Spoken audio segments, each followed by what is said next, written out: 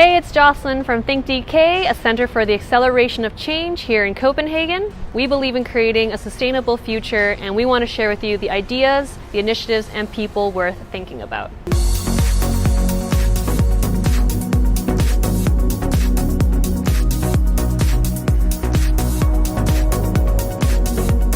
I'm here with Ria, and she's the creator of Herbal Salvation. What is Herbal Salvation and how did you come to create it? Herbal Salvation is a one-woman operation.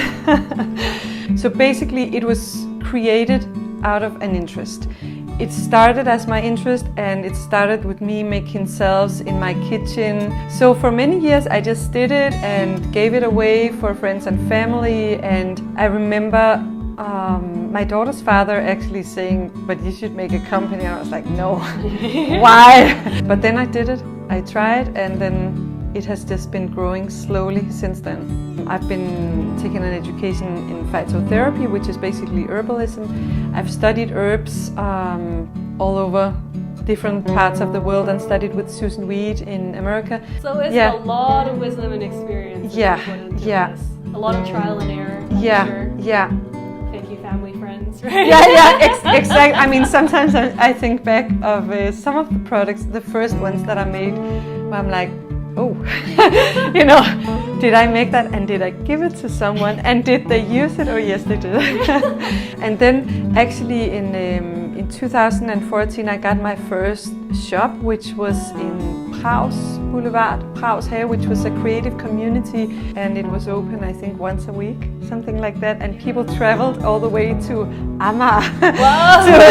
That's a long way in Copenhagen. In 2015 I got this shop that we're sitting in now together with a woman who's a jewelry designer and who makes jewelry, D'Souza jewelry. So we're sharing the space.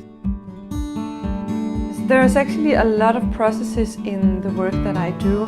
First of all, I gather a lot of the plants that I use in the cells by hand, by myself. The intention behind the product and the energy I put into it is very important for me. I have a principle that I don't produce if I am stressed or my mind is elsewhere in the field when I'm picking the herbs. I always gather with intention about what I want to use the herb for, and that's something that Susan Weed taught me. Then you gently ask the plant. It's a sacred tradition where, can I please pick you for such and such, and you're feeling if the plant is has an easy time to let go, maybe it won't, and you move on to another plant. Basically what we need is what's growing right outside our door.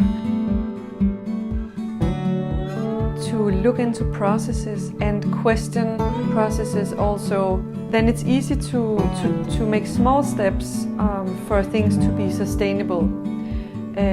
As when it comes to ingredients and also packaging and so forth. So sustainability also in supporting small and local businesses, because we can see when people come here and support us, we can survive. So like keeping care for the knowledge and wisdom that's right near you, whereas when you're close to the person that's producing it, you can absorb that wisdom and knowledge. You can learn more about these things in a meaningful way. For it to be passed on, which is really, I guess, the important part of sustainability, right? Being able to pass on this knowledge and wisdom. Exactly. Please make sure to support your local businesses and people like Ria, who is putting all this time and energy and love into these products. You can check out her events and workshops to learn all about her wisdom and the knowledge of the herbs, and to come down to Guld og urt and try the products yourself that you can find on her website at herbalsalvation.dk. And her Instagram, which is also Herbal Salvation. There you go. Thanks for watching. Bye.